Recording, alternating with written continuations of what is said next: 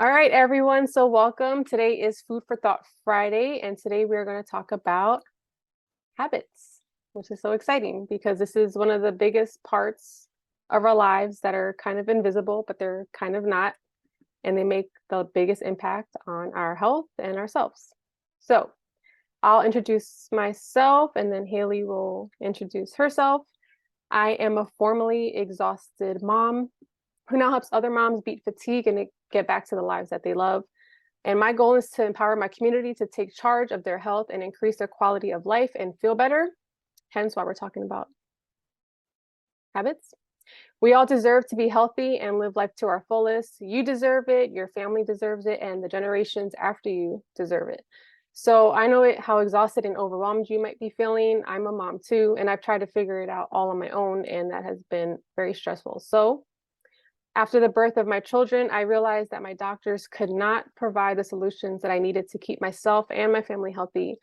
My children struggled with processing issues, GI issues, behavioral issues at points. And I also dealt with mysterious fatigue. I had brain fog, depression, and I also have a wonderful autoimmune disease, which is great. I'm being sarcastic. I also didn't fully know what to cook or which supplements to give my children and myself to help everyone thrive. I felt drained, I was helpless, and really no one had an explanation that really made any sense or got to the root cause of the issue. So I was super determined to solve my family's health issues, and I began to work on top of my graduate level education through science education and began to study nutrition. So fast forward 12 years, I am now a FNTP. If you haven't heard of that, that is a functional nutritional therapy practitioner, or for short, it's pretty much a holistic nutritionist. So I finally have answers now. Don't have debilitating fatigue. My brain fog is pretty much gone. I don't miss out on my children's lives because my energy is low. There's an explanation for why you feel so tired, and it's not your fault. So the good news is that there's solutions, and I would love to help you figure out yours. So it's time to get back to your family and doing the things you love. Nice. Nice. All right. So I'm Haley, and I'm also an NTA certified functional nutritional therapy practitioner or FNTP, and I'm based in Southeast Michigan. Like Mary, I found the Nutritional Therapy Association because of my own journey. I dealt with chronic idiopathic urticaria, which is hives for no reason or no known reason. And throughout the program, it helped me understand that there was a root cause that was causing the hives that the doctors just what they were unaware of. And through the tools that we learned through the program, I was able to address my root causes and rid myself of my hives. And I've been hive free for 2 years now. So, which is amazing. So now I'm on a mission to empower clients both locally and virtually to embrace the healing power of food. I help women who are ready to make better choices to support their health. Those who have tried various diets throughout the years, like myself, with bouts of short-term success, but either find it difficult to maintain or do not feel like they thought they would once they reach their goals. If you can relate, let me help you. I take a food first approach to help uncover the root cause, to help you discover the health you have been striving for. It doesn't have to be difficult, and really it's not. Because I take a simple approach to difficult chronic conditions to get the results my clients are looking for. Together, we work together on incorporating nourishing foods into the diet, as well as mindset and lifestyle changes that support your overall health. This is why habits is such an important topic for us to have. I help my clients feel good within their bodies, help them feel well rested and energized throughout their day, and I can help you feel that way as well. All right, Mary, you ready to talk about habits? But first, disclaimer.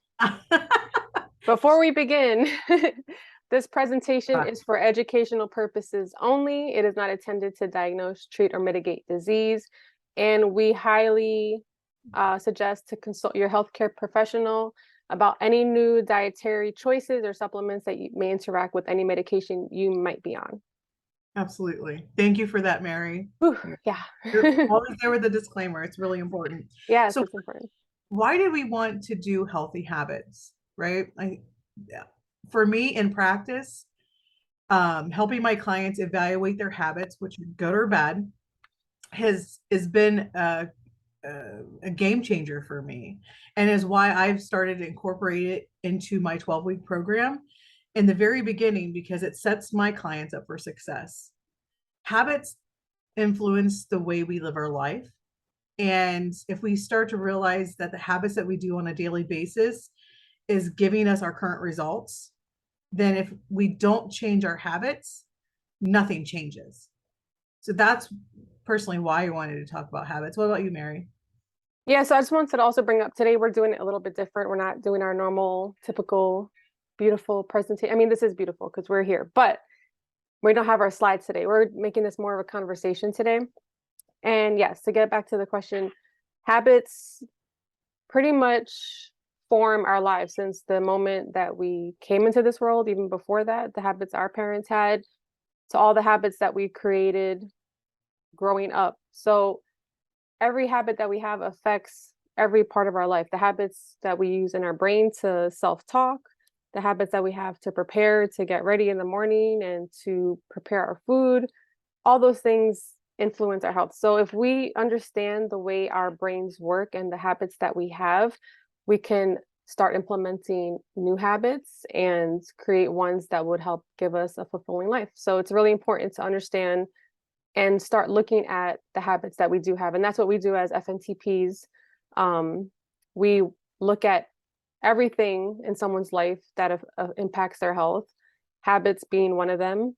And we look at what we can do to help implement change for the better and using what the person has already. Mm-hmm. Yeah. And and the reason we're focusing on healthy habits partly is because we are holistic nutritionists, and so that is important. But there's habits in everything that we do in life. It could be business, it could be your relationships. So this is just one part, but it does translate to other parts of your life as well. So even though we're going to be talking about healthy habits, know that it does roll over into the any type of habit you want to create. So what we'll be discussing today, I'm just going to hit the key points here before we move on, is we're going to talk about what habits are, why they are important, what are healthy habits, and how to start new healthy habits and what it looks like. So Mary, won't you explain what habits are? What are habits? Yeah. And one thing I want to quickly add too is just after today's talk, I feel like you'll kind of look at your life in a whole new different way because you'll start realizing and start seeing the different habits that you have in your life. So it's going to be really fun to kind of talk through all these things. So yes, what are habits? So before we always talk about a new subject, I like to give the definition because I want to make sure we're all on the same page and have the same definition of what we're actually talking about. So a habit from the Dictionary of Medicine is a recurrent, often unconscious pattern of behavior that is acquired through frequent repetition. So example, making a habit of making your bed daily. That's a habit. So it's what I really want to make sure that is pointed out here is that it's an unconscious pattern of behavior. It's something that you do over and over and over again, that it becomes an unconscious behavior. It's where we don't think about it. It just happens. Yes, you just do it after a while. Some examples of habits are automatically washing your hands, putting on your seatbelt, brushing your teeth, drinking sufficient water every day. Also, other habits that are not so great, smoking, picking your nose. I just added that in there. There's so many habits that we have throughout the day, like how you tie your shoes, your bedtime routine. What else? Everything, if you look at the whole, if you Yes, look at your day in its entirety and you really like look at the pieces of it, it's all just habits. yes. So I have, we all have habits. I wake up, I do certain things, right? And I do those without thinking about them every day the same way. Hmm. So Even driving. I mean, I know I go from point A to yeah, point B, and if I do it all the time, I'm like, wait, I don't remember. how did I get here? Yeah, like I remember sort of, but I'm thinking, I'm listening to audiobooks, and my body's just turning the car, and pressing on the Yeah. gas and all those things. So, Yeah, this week in my or last week in my community, I was talking about habits, and one thing that I had them do is I asked them to like write down their habits throughout the day. I'm like, take 5 minutes, sit down, and kind of walk through your day, and take hmm note of the habits that you do that you're not even aware of, because if we're not aware of things that we do, we cannot change them. hmm Um, if you're looking to like you're like, well, I don't have any habits. Take a moment to really think about it. or Think about ask your partner or spouse or someone who lives close to you. They'll tell you every single habit you have. right. So like, and I'm not, and it's not to say that all habits are bad because they're No. not, Mm-mm. right? But if you're wanting to change in your health or in your life, there has to be something to change, and it starts with that root of habits. So, and why are they important? Why are habits important? I kind of hit on it a little bit of saying I feel that habits are important because they make up who we are, and when we want to change, that's the where we start. And um, yeah, I feel that uh, healthy habits or go on, Mary. I want you to go on. Let me ask you this question. So why are habits important to you or your clients? So when people come to me, they're usually at a point where they're just, I would say, desperate for change, but they're not sure how to change. And that's when habits come in, because usually it's those not so great habits that got us into a place that we are not comfortable being. And every habit that we have can affect our health for better or for worse. Mhm. And I always like, my website is ideservehealth.com. I didn't make that by accident. I chose ideservehealth.com because that's a habit I want people to get saying out loud so that in their mind they can know that number one, they deserve health. We all deserve to have decent health or good health. We all deserve to be happy and to be comfortable in the skin that we're in. And our habits strongly influence those things. So, number one, choosing to put yourself first and taking care of your health is one of the strongest forms of self love. Self love is one of those things that sometimes we realize we don't have enough of. And knowing that you are all worthy of self love and taking care of yourself, and self-care is so important. So that's the number one thing, is just understanding we're all worthy of love and health.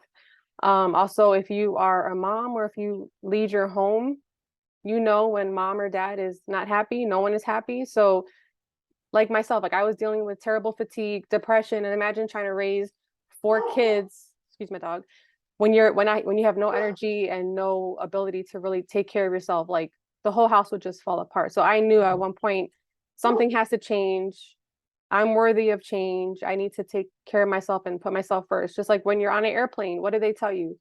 Put the oxygen mask on you first so that you can take care of everyone else. Because if you start taking care of your everyone else first and put yourself last, you're going to be burnt out and be burning yourself on both ends. So you really have to take care of yourself. And also, you set examples for your children. The habits that we show our kids and our families, they watch, even though they don't talk about it or say it, they absorb everything that they see, that they do. So we're teaching our kids and our anyone around us habits that, that we're doing. So it'll affect them for the rest of their life, because I know firsthand, like coming, I lived growing up in two different households. There were many different habits coming from both places that I saw, and I was able to choose and see firsthand which habits I wanted to absorb and pass on to my kids. Mhm. For the most part, there's some bad things I probably absorb too, but when you work with a counselor or whoever you're working with, you start to reflect and see those things also. Yeah, and like that's a good point to be aware, right? We've already kind of picked on that, but it's really important with the self-care piece. And I would like to add, you can be happy with yourself and who you are and still want to incorporate new habits to become the person you want to be, right? It has nothing to do with who you are as an individual. It's really building you up to see or to be who you want to be, right? Who you hmm want to become.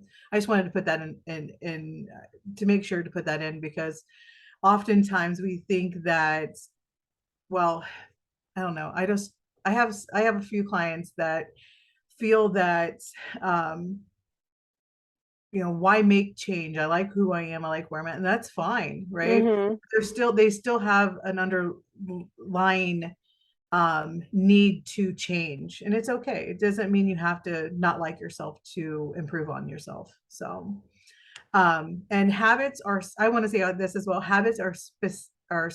GC Pete, why can't I talk today? Healthy habits are specific habits that support your health goals. So knowing, which we're going to get into here next, is where you want to go is how you begin those habits. You build those habits to reach those goals, because I don't believe goals in themselves get us to Yeah. where we want to be or keep us where we want to be, right? Yeah. We need uh, instruction manuals on how to get there. You can make goals, but if you don't know how to implement those goals, it's almost, yeah, it might feel pointless. yeah. So how do we determine our goals? Good question. So when we work with clients, and the way we were taught through the NTA is that we create long-term goals and short-term goals.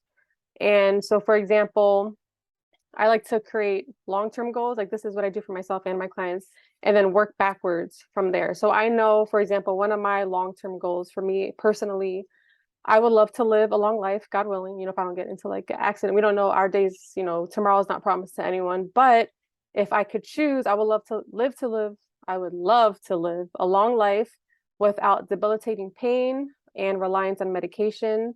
I would love to have all my memory. I would love to have energy to hopefully play with my grandkids and not need much assistance.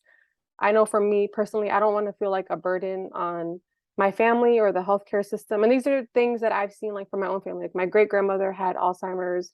Um, and that's something that I do not want to have ever. And so one of my goals was to like kind of learn more about it and how to prevent that from happening. Um, so those are my long-term health goals, and that's what I use to work backwards on and how I kind of plan for my health now. Some examples of short-term health goals, for example, is I would love to be able to walk for over 2 miles without being winded. I would love to put my autoimmune issue in remission and have clear, itch-free skin. Um, and in order to achieve those things, I need to work on my foundations, which is what we learned in our program. And if so, before I joined it, I just didn't know what to do. Like I knew there was something I could do, and I got a bunch of books, but it was very overwhelming. I ordered a bunch of different supplements that I heard from different people in different places, but I became so overwhelmed that I just kind of dropped it all. And then I eventually hired someone to kind of help me kind of like focus on where exactly I need to work on first. So that's where Haley and I come in, is that we can help you plan your long-term and short-term goals and how to get there and simple steps to take in order to achieve them. So yeah, do you want to add something to that? Yeah, so um, one thing when creating the goals, they look different, right? Yes. It depends on your health goals, your nutrition, movement, stress reduction, sleep. All this can be goals that you want to reach, right? Like, but for me, when I'm working with clients, we want to know where they're going, but we want to know why. Yes. Yeah. Have them create a why statement. Mm-hmm. Why do you want to live a healthy lifestyle? Mary already talked about that. That's her why. She wants to um, live a long life without, debilitating pain, and she doesn't want to be a burden to her family. That's her why. And so first, when I'm setting up goals, the first thing I have them do is, why do you want to do a specific thing? And you can have different whys, or you can have the same why as an umbrella, let's say, like an umbrella why, right? Mm-hmm. So is there anything else you wanted to add? um Because I'm going to a little bit later, when we talk about creating new habits, I'm going to touch more on the health goals, the nutrition, movement, yeah, stress. we'll go more into like specific Yeah. ones. Yeah, I mean, everyone can have different whys. And usually I notice like people see their loved ones suffering and they don't want to suffer also. And that I think is one of the largest motivating factors for a lot of people to want to make health changes now. It's like seeing the long game. Not everyone thinks that way though, but maybe hearing us talk about it will start planting those seeds for you to start thinking about those things. And it is like you need a belief in something. You need to know why you're doing something, like Haley said. And if without having that belief that things can change, it's going to be hard to implement them. That's why, we see, like, if you actually, I'm not going to say that, but like I like to follow, like, on Instagram, older women in their like 70s and 80s that are like buff and strong and healthy. And like I know a little cute old lady, she's 94, no, she's 92, and she has all her memory. Like, she is so smart and sharp. And she told me like she grew up learning about nutrition and taking care of her body. And she's my example. Like, she's something I'm striving to be. So just surrounding yourself, whether it's virtually or in person, with those people that motivate you to do those things is huge. And we'll talk Yeah. about that later on. Also, Yeah. you thought about that. I saw you thought about something. I thought about my person who inspires me to live an active life, and her name is Kathleen Corner. I'll call her out. I hope she watches this. I love Kathleen. She is the epitome of health in my eyes, for many reasons. And it is good to have role models, if you will, to strive for. It keeps you motivated. And I agree. I love seeing the older population that are really buff. Right now, Yeah. I have an exercise science background. I used to be a personal trainer and a group fitness instructor, and I worked with specifically the older population. And their why of, so I know I'm kind of changing gears here real quick, but their why was so that they could move in the morning, that so that they could take Yeah. things to the microwave. I was a functional, I worked on functional movement. That was my goal, is because I wanted them to be as independent as they could be, and to be able to walk upstairs, to be able to sit in a chair without assistance, or the Mm-hmm. bathroom. So that was the Yeah. big, our goal was to be able to sit on the toilet so that Yeah. Back to the we, toilet. right, right, always back to the toilet, right? Yeah. So that was their why. So for me, I started thinking, well, that should be my why now, Yeah. right? All right, I can go on about that one. So let's go on to starting. How do we start new healthy habits? Would you like to touch on that first, Mary? Sure. So me and Haley were like, we had training in like habits and that, but we also brushed up on some information from different books. And one of the books I read was The Power of Habit by Charles Duhigg. And he brought up something really interesting. And it's obvious, but unless you hear it, sometimes it's not as obvious. And he wrote, genuine change requires determination, work, and self-understanding. That's huge. Of competing behaviors, so different behaviors that, Mhm. interfere with the habits that we want to have or don't want to have. And by understanding habits mechanisms, which is like pretty much the science of habits and how our brains work, we gain insights that make new behaviors easier to grasp. So I feel like once you kind of understand, like, I'm the type that I'm a questioner and also rebel. That was my, what was that book? Another book. I The Four Tendencies yeah. by So Gretchen Rubin. yeah. So I need to understand why things are, in order for me to be fully convinced I need to do them, or how things work so I can actually go full in. That's the way my brain works. So this helped me to really understand the way habits are, and also like why we require these things. So it's important. Determination, which I think many of us have. If you're watching this, you're most likely determined for something. It requires work, on our behalf, to actually be mindful of the changes we want to make. And self-understanding, know yourself, know thyself. That's Socrates, right? That's one of the most important things, is know yourself, and your behaviors, and you start watching those things. And one thing before you were saying that reminded me of something also. Before I started doing like Restart, I had like debilitating elbow pain. I remember thinking, like, I'm only 37 and I'm having all these body pains. Like, what's gonna happen when I'm 70? Am I gonna be able to like get out of bed? Like, so that was my motivation to do the Restart program and cut out, inflammatory foods from my diet.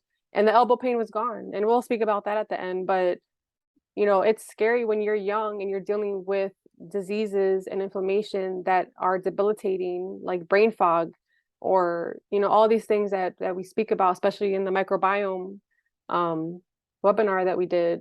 it's scary to be young and deal with diseases that you don't think you're going to deal with till you're old.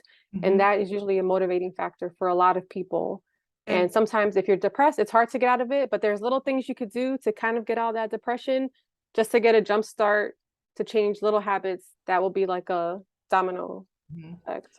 And to that point, that's a really good point because oftentimes people were like, oh, well, I have elbow pain. I'm just going to use yours as an example. Mary has elbow pain. And instead of being like, well, I'll get to that next week, I will start, a month from now. Like, start now. You can start making changes in the now. You don't have to wait till Monday. Oh, if you're one of my clients, we don't wait till Monday to do anything. Pick any other day. I Hmm. don't care, but let's not start on Monday, right? Start now. Every choice that we make takes us to who we are, right? Yeah. So if this is kind of a side note, but when if you're wanting to eat healthy and you eat healthy every day, you make good choices, right? For breakfast, you have eggs and bacon and you drink your water, but for lunch you had a piece of pizza. That's fine. That's your choice and that's okay. You enjoyed the pizza. As long as you enjoyed the pizza, I'm okay with it. However, don't fall down the trap of, okay, well, I ate a piece of pizza for lunch. Now I'm going to eat poorly at dinner. No, Because yeah, that's like I a choice. ruined my And that's a diet. habit. That's a Yeah. habit. That's a habit that people get into of thinking, okay, well, I ruined lunch. I'm just going to go ahead and ruin dinner. No, no, no, no. Like, just when I would work with my personal my when I was a personal trainer, when I worked with my clients, and we'd have this conversation a lot of times. I said, you know what? Think of your day as in four and make good choices. If you make one bad choice in that day, then you have an opportunity to make a better choice the next time. Always make a better choice than you did the time before. So, Yeah, and we talk about that in the restart program. There's the restart rule where, everything I uh eat, like I enjoyed at that time and then I let it go. So like we don't hold on to that guilt, which is what's putting us most down, or of like having one thing out of the diet. Like it's not a diet, it's a lifestyle change. And you might decide, you choose what you eat, you choose what you put in your mouth. Not like no one is putting a gun to your head and making you eat whatever, you mhm, know. So we understand that there's guilt involved with a lot of mhm, eating tendencies that can get us off track of our health goals. So we want to make sure we understand that there's no guilt involved in this, especially like with our restart program or working one-on-one with either of us. We're here to meet you where you are and to support you and to help change those mental habits, those physical habits that we have. And something else I wanted to bring up was, a lot of us, we have tennis elbow pain. Like I had tennis elbow at the time. I couldn't do pictures on the side. I do photography on the side, and I couldn't, do other things. I couldn't pick up my daughter, who was only like 6 or 7 at the time. So most of us would run to the doctor and be like, all right, doctor, like, what can I do? And we'll get pain medication or anti-inflammatory pills, or even worst case scenario, surgery for tennis elbow. And then we don't think, wow, nutrition can actually reverse a lot of these pains and inflammatory markers that we're having. So we want to also change the habit of thinking of running to the doctor for any pain that you might have and covering it up with medication, when you can work from the inside out and deal with the root cause, which is usually inflammation that's usually stemming from our lifestyle habits that we can change by working with us. So yeah, that's it, huge. yeah, definitely, definitely. Yeah. All right, so back to Let food be that medicine. yeah, right? Like, It absolutely. is. It really makes a difference when, Yes. speaking of pain, I don't take any pain medication because I have an allergy. So if I have any type of pain, I take a shot of olive oil.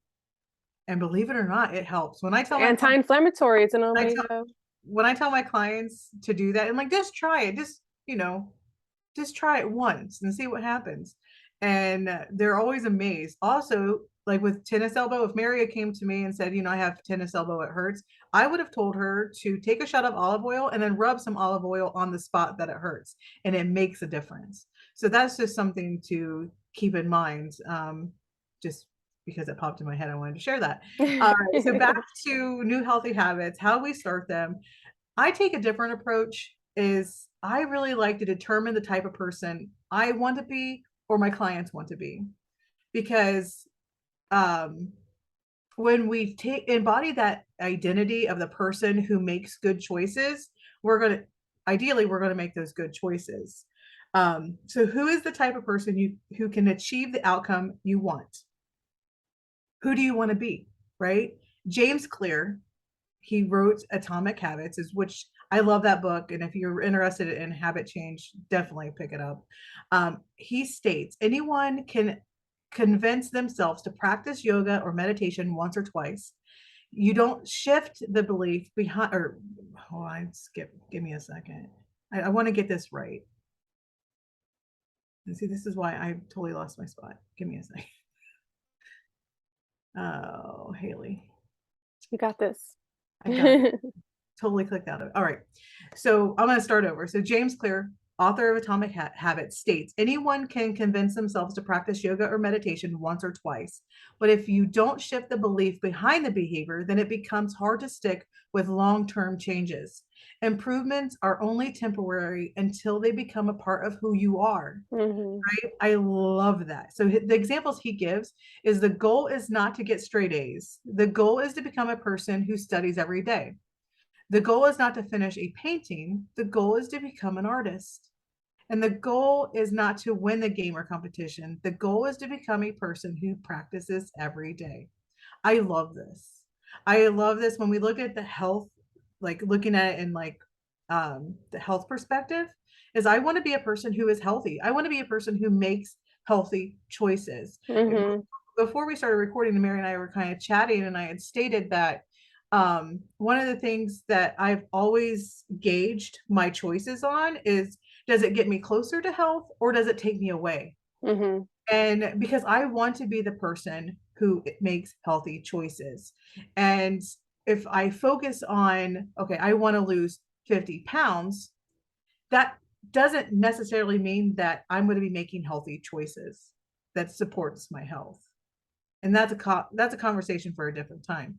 But becoming the person you want to become and getting in that mindset, which we'll have a piece about mindset in the future, because I think mindset and habits go hand in hand. Mhm. But when you get in that mindset of who what does a healthy person do? Does a healthy person exercise daily or get purposeful movement? I don't like the word exercise, but to Yeah. purposely move every day.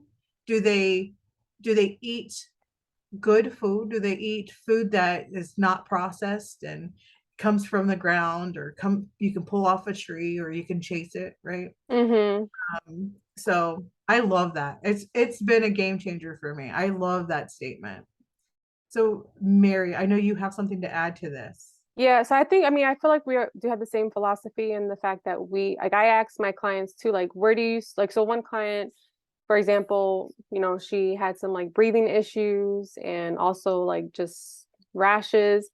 And I was like, well, what are some things you can visualize, see yourself doing if you didn't have these issues? And it was like, I want to go traveling. I haven't been able to travel because I have to wear a mask and I can't breathe when I go to places. So it's like finding the things that uh people can visualize themselves doing and becoming is huge and able and for like behavior change in that sense. Mhm. And then so as far as habits, so like in the books we've read, they kind of break it down into science because it is a science. I mean, marketers love learning about behavior and habits because that's how they sell things to us. So you can kind of also get ahead of that and also learn the little things yourself. So from the book, which is from Atomic Habits, the process of building a habit can be divided into four simple steps. There's the cue, the craving, response, and reward. And if you understand those four things of how habits work, you'll be able to start seeing them kind of like the matrix. You start reading the code. You'll see how habits are in your life and how you form them yourself. Maybe not all the time, but for the major habits, you'll see how they were either formed or how you can kind of tweak things to make new ones. So for example, the habit of washing your hands. So the cue usually is like, for example, hopefully for most people, which I could talk about that. After you flush the toilet, that is your cue. You just went to the bathroom. That is your cue. The next step is to wash your hands. Um, and that's the response. But the craving comes from, wanting to avoid getting sick, wanting to avoid catching a stomach bug. Um, Also, you might be craving, yeah, that's the craving. And then the reward that you get from washing your hands is that you feel good, you did something good. Also, sometimes even the smell of the soap can be a reward. If you have a really good smelling soap, sometimes kids like the bubbles, that's sometimes a reward for kids or even adults. And just knowing that your hands are clean is a reward in itself. So again, another example is putting on your seatbelt. That's something that we just do automatically, right? You don't even think about doing the seatbelt anymore. We've already built that habit. So just to kind of understand the four parts. So putting on your seatbelt is the action. The cue is getting into your car and closing the door. The next step, the craving. We crave to, if we get into a motor vehicle accident, we crave to not be fully injured. People probably can argue that because there's also tickets if you don't buckle your seatbelt. There's also warnings, so you don't want to get a ticket. Could be your craving, and the reward is just feeling safe in your car while you're driving. Avoiding a ticket could be a reward. Sometimes even the actual click of it, just hearing that is like a reward in itself. So that's just an example of those four steps of habit building. Thanks for sharing that. I do like the cue, cravings, response, and reward. And what I do, and I think Mary does as well, is when helping our clients create habits, we walk through this with them to help them build the habits, so that it's successful. And we're going to talk a little bit, or we talk a little bit about behavior change. And if we don't, again, it's something that we might talk about at a different time. But you can actually use that same 4-step setup for habit change, the good habit change, and you can backwards to what was the word I'm looking for, so that to stop doing bad habits. I didn't say it as clearly as I wanted to, but that's what I was trying Yeah. to, is you work it backwards. Yes. So we're not going to have that conversation right now, but just know that this is what we work. This is a key in building habits with our clients. Is that's kind of, at least for me, that's what I use to help them set them up for themselves. Yeah. And something that while we were preparing for this, something came up. I had just saw Top Gun Maverick. I don't know if you saw that, but part of the movie, they're fighter pilots and you don't have any moment to think. You just have to do it. And Maverick, which is the main character, all he kept saying to his like protege or his apprentice was like, don't think, just do it. And I was Mm. like, oh, that's a habit. Like, because that's what we're reading in the book. Like making, so back to the definition of recurrent, often unconscious pattern of behavior that is acquired through frequent repetition. So like making habits habitual is our goal. Making healthy habits habitual is our goal. And that sometimes means replacing bad habits with good habits. So for example, like making your bed in the morning. My habit that I started in the past couple of years is drinking a large glass of water in the morning. As soon as I wake up, like I'll get up, use the bathroom, wash my hands, brush my teeth, go straight to the kitchen, get my water, say good morning to everyone. But the first thing I'm going for before I forget is to get my large glass of water to drink, because I know that will help me reach my long-term goals and my short-term goals. Absolutely. Yes. So anytime anyone says water, I have a habit, I pick up my water. Yeah, that was a cue. Yep, I said water, yep, which was the cue, and yep, that her response was to take a yep. sip of water. So if someone says the word water or they drink water themselves, that's a cue for me to pick my water up, because hydration is important to me. So, so what does this look like? You just kind of hit on that a little bit, but again, I'm just using it. How I walk through my clients with this Mhm. is, I want them to set themselves up for success. It's We don't want to go too big, right? We want to start off by making achievable, making it achievable, right? So Yes. when someone says water, you drink some water, right? And and you don't want to start off with the desired results. I want to lose 50 pounds. I can't do that without time, right? So I And can, plans. yeah, I can go to the gym, I can eat well, but I'm not really going to see that return immediately, right? But when I keep with it, I'll see those results eventually, but I have to create those habits first, right? Yeah. Um, I kind of already said start with achievable habits, create a win. Even if you The have to build, reward. yeah, This the is the reward. reward part. If you need to create the simplest habit just so that you can build that confidence and knowing that you can. Another thing Mhm. that James states in the book, it's not related to health, but I like this one because as a practitioner, part of what we do is educate our community. And that comes in the form of blog posts oftentimes, or And just webinars like this. webinars or Facebook posts. But Yeah. for me, I I know I can write, and I know what I want to write, but sometimes I struggle with that. So one thing he says, like, if you want to write a novel, you first have to start by being the person who writes one sentence. And I was like, oh my gosh, all I have to do is write one sentence. And then I write one sentence, and then I'm like, all right, well, I'm here, might as well write two. So you can look at it like, oh, I guess let me share I was sharing with Mary before we started about a new habit that I created Yes. is I needed to incorporate more movement into my life. I am on the computer a lot, creating content, doing webinars with Mary, seeing my clients because everything's virtual. So I'm stationary a lot through my day. And I'm like, I really need to incorporate more movement, but I don't have a lot of time to like take walks or what have you. So I have two dogs, and when I put them on their lead, I walk down to the end of my driveway, That is and your cue.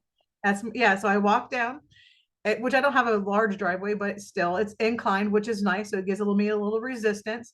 And then so I did that for a couple days or for the day. And then I added, okay, I walk down to the end of my driveway and I'll do butt kicks as I'm walking back up, right? So I'm incorporating a different type of movement.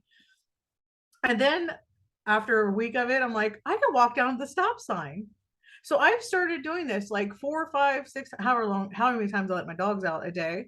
And I find myself, I let my dogs out more because I'm like, Mm. all right, it's time for You're me to eat, craving it. right? So, it's little things like that add up. I wanted to create more movement into my life. So I looked at where I can incorporate a new habit. So it's not automatic yet because it's only been a few weeks, but I'm looking at my door. I'm like, see, I walk over to my door and I let the dogs out, and I take a little walk myself. And then it is moved into after I eat breakfast, I take a walk around my block, which takes 10 minutes. After dinner, I do the same thing. So little habits can lead to bigger habits to get us to our end goal, but it's not I'm not starting with my end goal, if that helps. So what has been your reward so far after doing this for the past 4 weeks? Oh, so in addition to another habit that I've started, I've lost 15 pounds. And that's not by reducing calories. That's nothing like that. Actually, I'm eating more calories. But yeah, so incorporating a few new habits into my life in the past 4 weeks, Can I've you dropped. actually talk about the habit that you have now, like that you Yeah, started with the salad yeah, yeah, first? yeah. Okay. All right. So um I was inspired by a book to create this habit. What's the book name? I'm going to share it with you, Mary. I'm Mary, sorry, I'm so impatient. I know. That's my habit. I've always been impatient. I, I'm going to get there. No, I'm just speaking. So I've always known how we should eat our food, that we should save our carbohydrates for last. When I say carbohydrates, I mean a starchy or bread or grains. I Like don't mean rice, vegetables. potatoes. Yeah, I don't mean vegetables. Vegetables are vegetables. Carbohydrates are in its own category in my mind. Well, However, restarts taught a little bit different. Like that vegetables are carbohydrates, but then they there's are. starchy carbohydrates. But when I speak to what I'm speaking of, it's easier for me just to say it this way. Okay. So I read Glucose Revolution, Yeah, and thank you for letting me know. I cannot think of her name off the top of my head, and I can't pronounce her last name, so I'd probably botch it anyways. But I read this book in within 24 hours of receiving it. I read this entire book. I loved it. I craved it.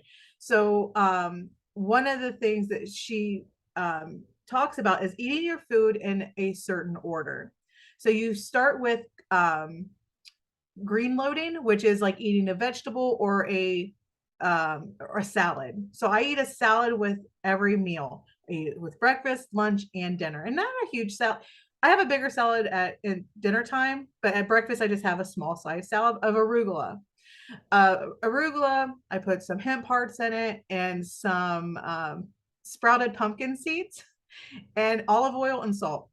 And then I will eat eggs and bacon normally. And then I started incorporating toast or even a hash brown because I wanted to play around with it. I wanted to see how it actually impacted me. And I forgot that one of the most important parts that is not as fun is drinking 2 tablespoons of apple cider vinegar with water before I eat my meals. So how Now, can you add that on the salad, or it has to be like 20 minutes before the first it meal? doesn't have to be 20 minutes before. No, it can be right Okay. before you eat. Okay. I think that you can add it to your salad. I have Okay. So you done can that. make it into a dressing. Yes. Yeah. Okay. So it's just easier for me to drink it. And shout out to my mom who was doing that in the 80s. Whoop, whoop. Yeah, there's a lot of books on the Bragg's. Right. So there's a lot of reasons why it's good for apple cider vinegar. However, I just want to say in this particular reason, it's because it signals to your cells to open up and accept the sugar that's about ready to come in, the glucose. I was just saying sugar to just to say it, right? To receive the glucose, it kind of primes the body. So I've been doing that. So I've been taking the apple cider vinegar. I've been starting my meals with a salad. Then I eat them in a certain way. So I eat my proteins and fat, and then I end with the carbohydrate, whether it's grains or a starchy vegetable, or even well, I guess that is like bread. Like I started incorporating pasta with my meal. Ooh, you're getting Just wild over there. to see what happens, right? Like I'm not a fan of gluten, and I'm not suggesting that that's what you do, but I was testing the theory, Yeah. and it has made a huge impact. And due to time's sake, I'm not going to go into it, but there's a reason why we want to eat foods in a certain way, and it's because the fiber reduces the impact of the glucose and fructose as we're digesting it, On your liver and blood. and it doesn't cause an insulin spike. And again, that's a bigger conversation to have, but Yeah, that we're gonna probably talk about in the future, right? Blood yeah, sugar. that's our next topic is blood Yes. sugar. Oh, that'd be a great thing to so you Yeah. hear this again because Yeah. you know that you just love all of our stuff. So, but Whoever with you are out there. whoever, so hi Chad, my Hi, brother. future watchers, future, past, and Yeah. present. So, anyways, so that was a habit I created. I start like the Yeah. habit. It was just the way I ate my food, and Yeah. it has resulted in me losing 15 pounds. So the food habit and then the In the movement movement. habit Yeah, together, you've seen in yeah. the last 4 weeks. That's amazing. And it was just because I wanted, like, I was focusing on habits, and Yeah. it was purposeful. And it was right after I read the Atomic Habits. I bought those books at the same time, Atomic Habits and Glucose Revolution at the same time.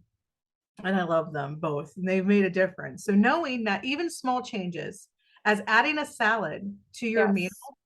can make a difference in reaching your goals. For me, I just want to live a healthy lifestyle. I want to make good choices, and I know everything else will fall in place.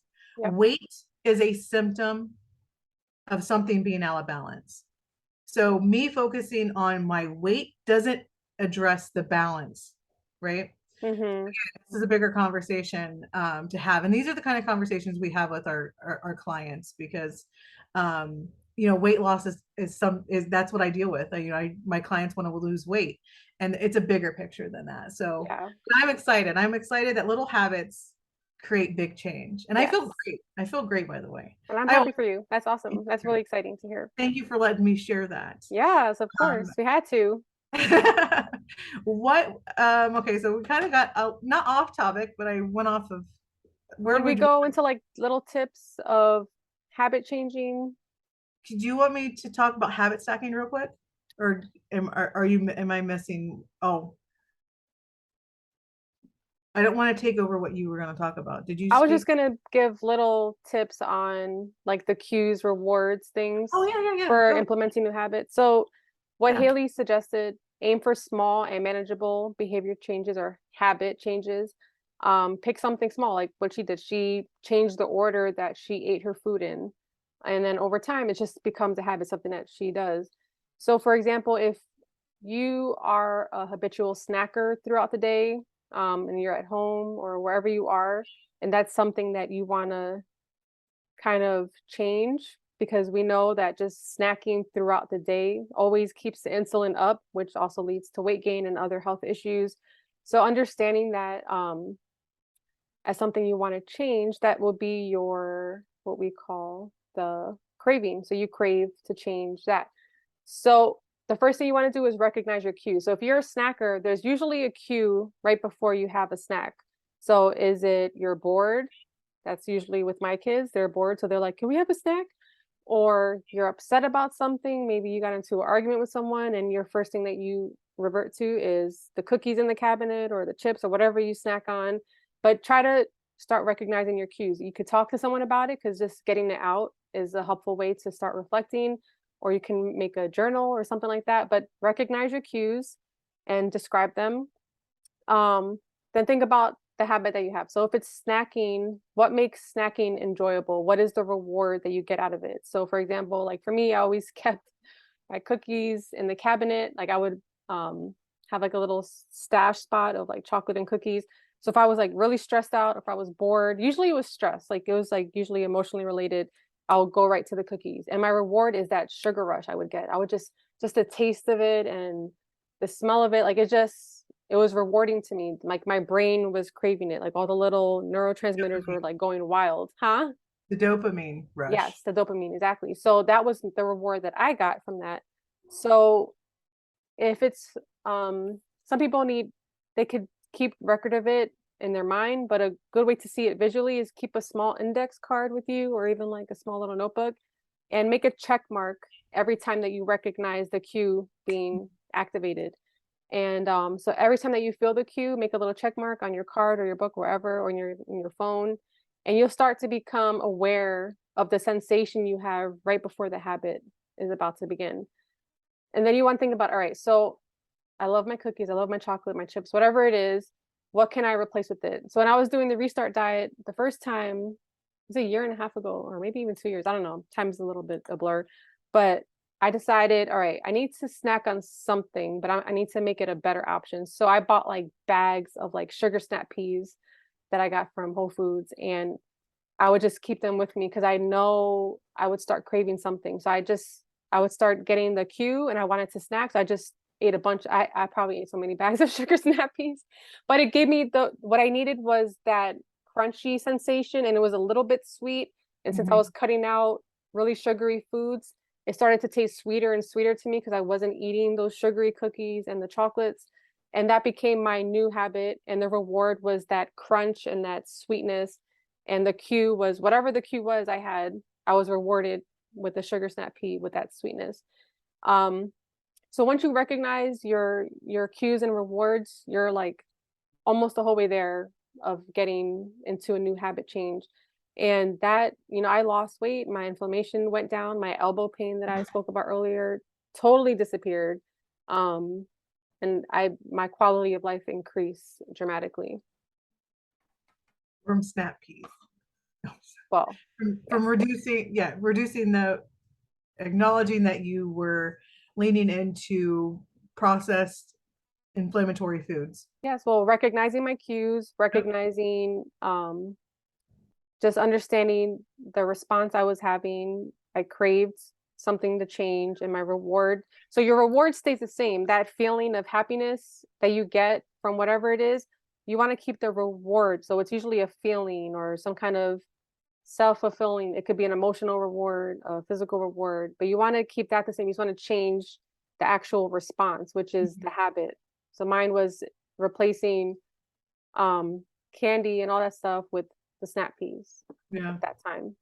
No, I love that. I love replacing foods that don't support my health with something else. My favorite, I just want to share it real quick, Yeah. is when I I started removing potatoes from my diet because I can't eat nightshades. My Mm-hmm. body does not like nightshades, and I liked crunchy potato chips or popcorn too.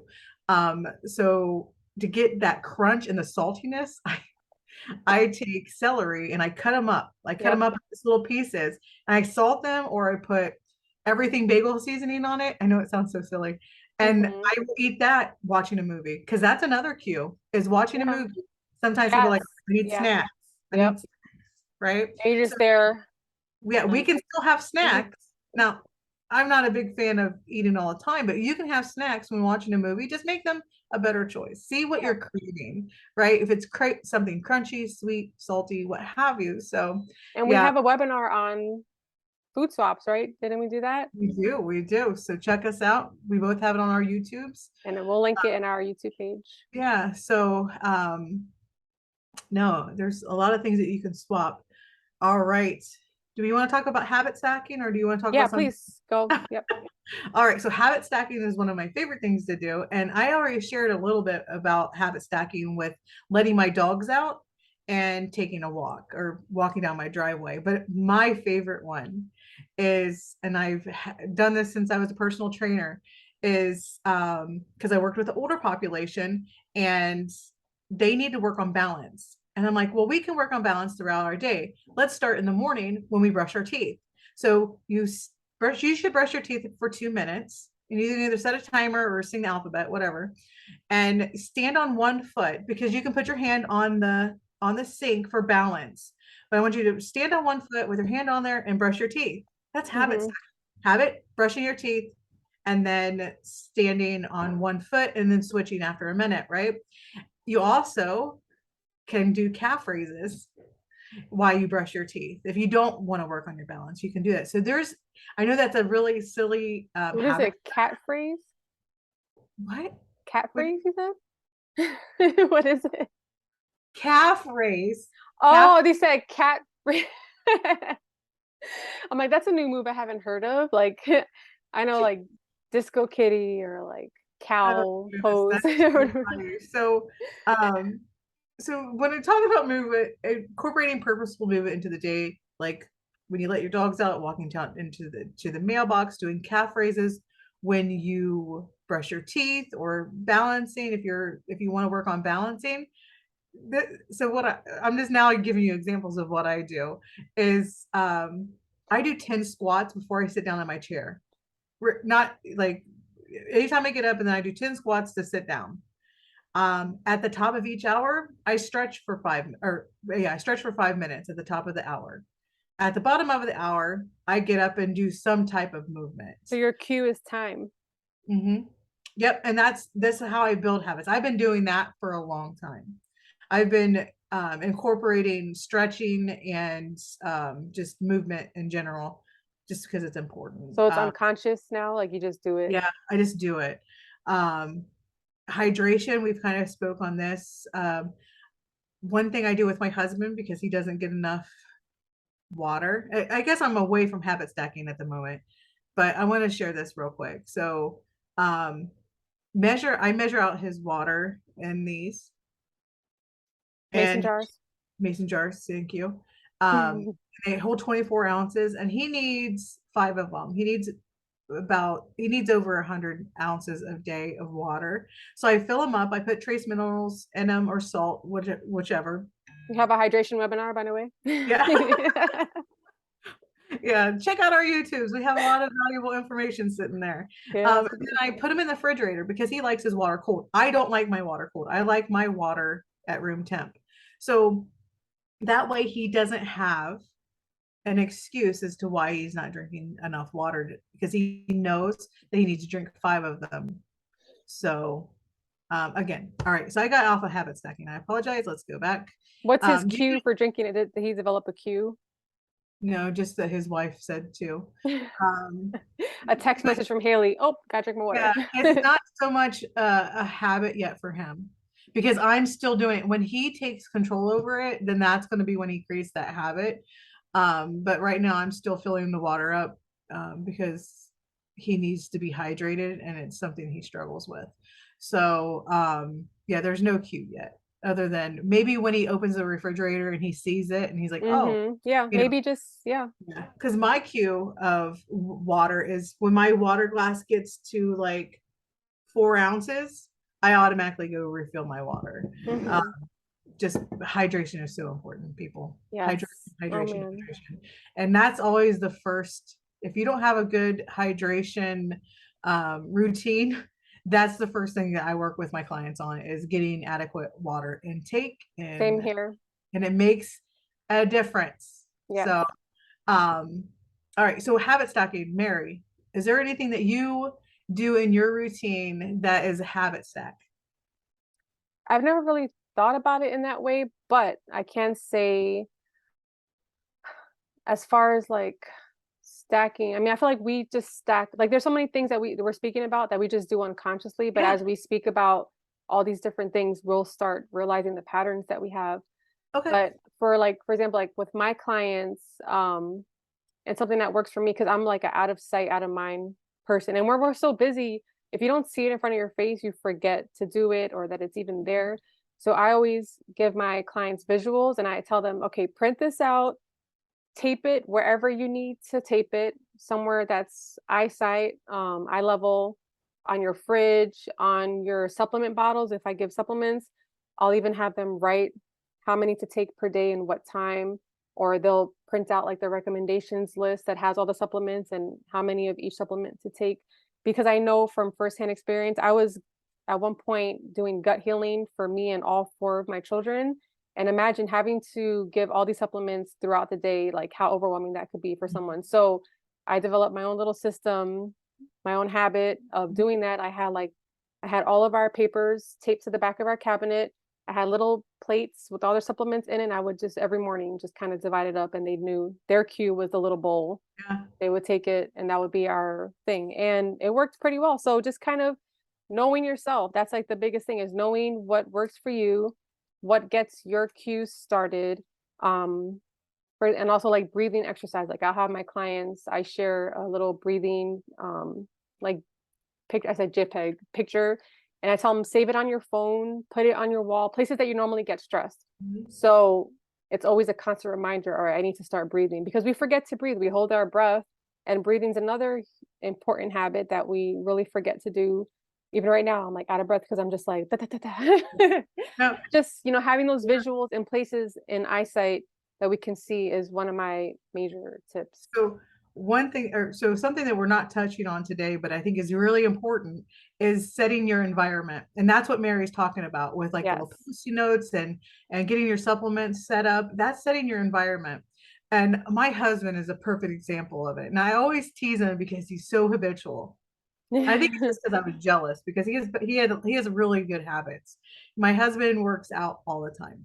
It's really important to him. It's part of who he is someone hmm who works out on a daily basis or routinely. And at night, I used to tease him because, like, before he goes to bed, he brushes his teeth and he goes into his office and he packs his bag for the gym in the next morning because then he doesn't have the excuse that he doesn't have his gym bag ready. Yeah. He, the man does everything very habitually, but he's setting his environment so that he is successful in achieving the habits that he wants that he has, hmm or actually trying to achieve his goals, right? So, Yeah. or just setting himself up. So I love that. I love that. I like environmental cues as well. And Yes. that's what you were talking about. Again, we're not really speaking of that today, but that's another thing that I help with my clients is helping them set themselves up for success rather Yes. than Failure. not. The opposite of success. So I want to talk real quickly about habits in general. So when it comes to, I look at 4 containers, right? So I look at nutrition, movement, stress reduction, and sleep. Those are the things that I work on my clients with because I feel like this is where people struggle with. and where they have the most success when changing some things. So when it comes to nutrition, I've already spoke about hydration is so important, but reading food labels is a habit. And Mary and I talk about this in one of our episodes. Which one, Mary? You're very on key with those. Which one? Sorry. Food Uh, labels.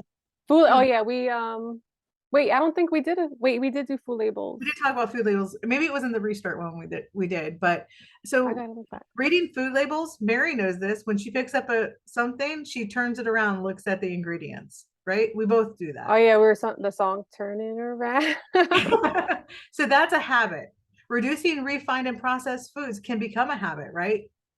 Movement, incorporating purposeful movement through the day. We've already talked about that. Stress reduction, meditation, journaling, breath work, listen to music. All these things can be set up to become a habit.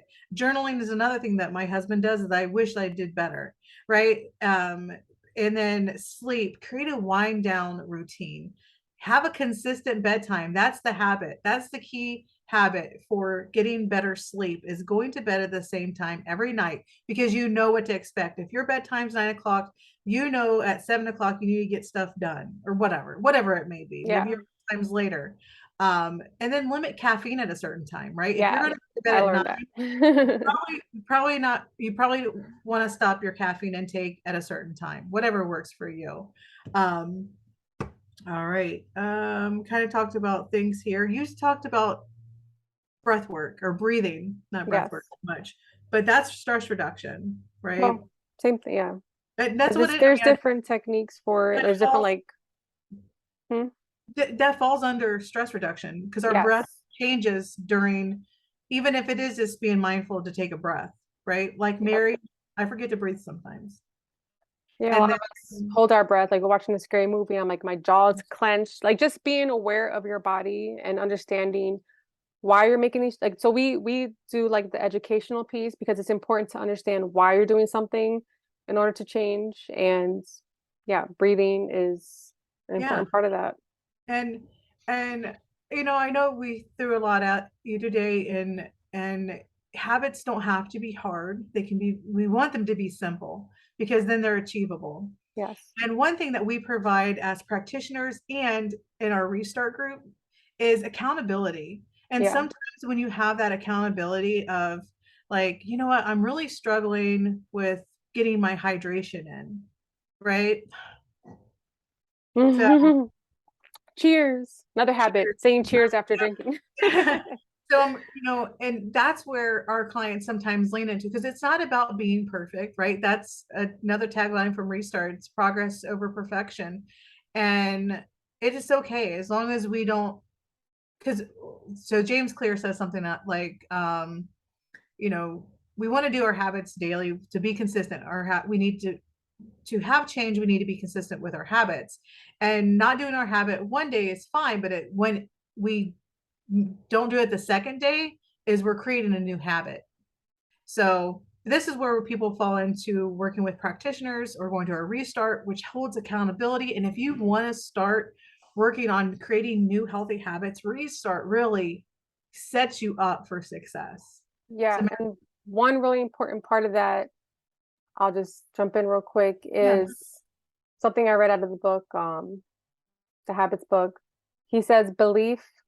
So belief is part of the whole habit um, routine, but sometimes, we're thrown things in our life. Like we'll have good habits, we'll have an exercise routine, bam, something terrible happens, like a pandemic or just something that's not planned in our daily life that will just throw all the good habits and send us back to our original bad habits that led us down the original path. So the one thing he mentioned as like a lot of researchers did a lot of study on like habits and people and why people change, and they studied the people that actually stuck with the habits despite really hard changes in their life, and it usually is belief. So either belief in a higher power, belief in something outside of yourself. And that was huge to me because that was like aha moment. Like especially they study the people that are part of a lot of the AA meetings, like yeah, Alcoholics Anonymous, but also every other one, the Al-Anon groups. Whether it's like Hoarders Anonymous now, they have groups for every single thing. They have, Eating Anonymous, like people that are overeaters. They have porn addictions, like people that they help all these habits change with their 12-step program. And a lot of it is based on the research from these books that we read. And just having the community is one of the largest things. And he says belief is easier when it occurs in a community, which is another aha moment to me, because when we do our restart groups, it is true. Having that community, having people you're accountable to, having other people that are on the same path as you, that are striving for similar things, that want to also change, is gigantic. And he said communities around you who make change believable. So Mhm. seeing other people that have gone through those things and made those changes makes it more believable. And when it's more believable, it's a little bit easier to try to change. And he also said change occurs among other people. And that's just group, the way our brains work. We as humans, we are meant to live with other people. We are meant to be in groups, for better or for worse, because there's a lot of psychology behind that. But we do change in groups. And it's important to have people around you that are supporting you. I mean, you could do it on your own. Yeah, that's great. But it's also good to have, people like us that are with you and guiding you, and also groups that we run, like Restart. Um, and also, he also mentioned for habits to personally change, they need to believe that change is feasible. And that goes back to, having those people in our lives. Like Haley spoke about her person.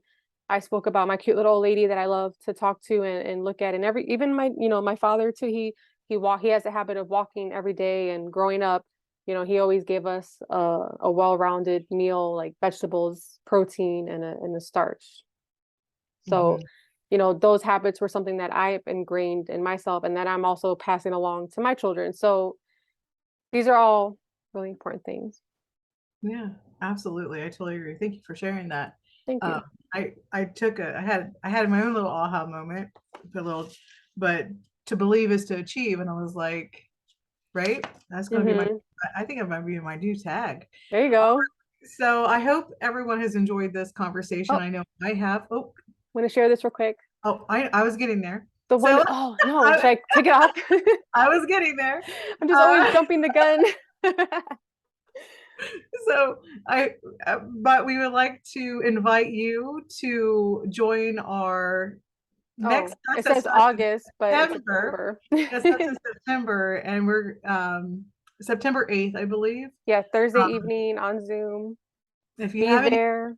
yeah, if you have any questions, please reach out to us. We will answer them. We also have a video, a webinar chat talking about Restart. Again, I will post that in mine. Mary will post that in her video as well.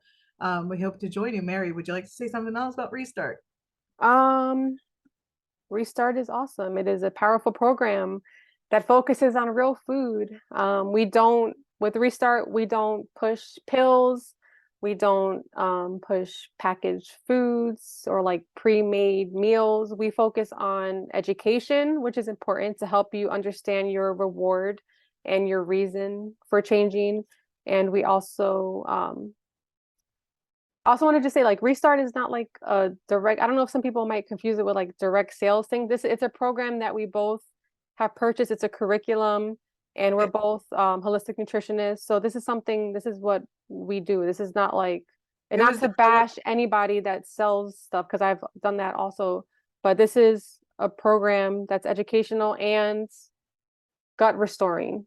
yeah, it was developed by another FNTP.